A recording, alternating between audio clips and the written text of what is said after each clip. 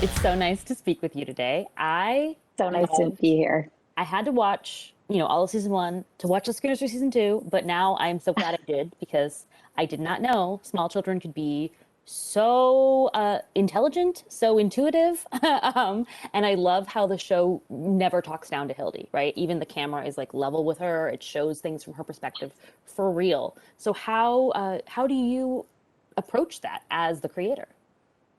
Tatiana, I feel like you really see us. That's so amazing. In season one, when John Chu and Alice Brooks, who's our incredible DP, who also worked with him on In the Heights, we were sort of talking about how we wanted the show to look. And we just kept saying over and over again, this has to stay in Hildy's perspective. We have to be seeing this from Hildy's perspective because that's what makes this show special and different from other shows. So it was totally intentional. We worked on that a lot. I think for me, the important thing was that I really wanted to take kids as seriously as I took myself when I was young. I took myself very seriously when I was young. And I always thought, well, why is everybody treating me like I'm a baby? Obviously, I'm like an adult. I'm a very small adult. So I did want to see kids treated the way I always wanted to be treated when I was younger. And most of the kids I know in my life are kind of extraordinary. They're sort of casually extraordinary. And I think the people that end up letting them down are the adults around them, is that we start to feel like, oh, I don't want them to get their heart broken. So I have to tell them that they can't have their imagination, or they can't care too much about this thing, or they can't, or they can't reach too high because then their heart will be broken. So we sort of try to keep them down. But actually, I kind of wanted to show a family that nurtures the way that the real Hildy's family nurtures her, the way that the real Brooklyn's family nurtures her, and kind of says, yeah, you can do whatever you want. How can we support you? What can we do to help? Love that. So that's the vibe of the show for sure. I'm so glad you got that. That came through. Yeah, you definitely put that in there. I really love that. Now, another dynamic I love outside of the family is with Trip. The little team up that's sometimes begrudging between Trip and Hildy.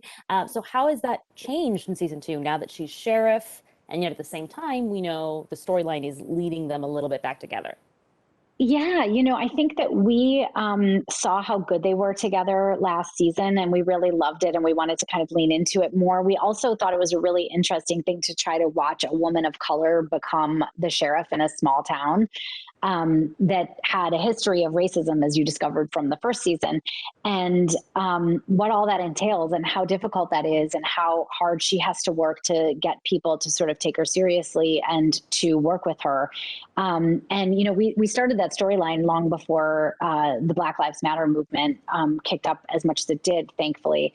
And if it ended up feeling just kind of like an important thing to look into, and not sort of talk about it in a preachy way, because I never want to say I know the answer to anything, but just in a way that it just shows a Black female character in a position of power, and how difficult that actually is for her, but how much she ultimately ends up succeeding because she chooses to find her own power in herself. And we really look to Aziza a lot, who's incredible, to kind of tell us what she would feel like, because I didn't want to sort of put words in her mouth, or say that I could possibly know how that felt. So it was the writers on our staff did an incredible job, and Aziza was so helpful with that as well. I love that. I love that you're approaching it with nuance too. You did a great job. Thank you so Oh, much. thank you. I'm so happy you felt that way. Yeah. Oh, it's so nice to meet you. Nice to meet you too. And thank you for this show.